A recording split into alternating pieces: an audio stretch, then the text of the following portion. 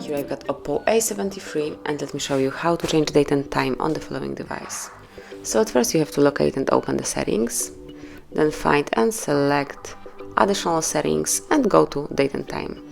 And you can either use automatic date and time or you can turn off the automatic setup, and now you can pick the time zone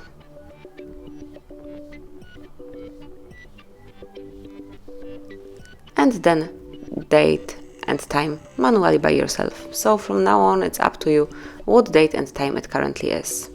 Then you can also change the format of your clock, so if you will just click here you can have 24-hour format clock, and if you will switch it off then you will have 12-hour format clock. And this is it. This is how you can very quickly and smoothly change date and time in your device. Whenever you want to go back to automatic setup, just tap on those switchers and now you're back in automatic time zone and also 24-hour format clock. So this is it. Thank you for watching. Please subscribe our channel and leave the thumbs up.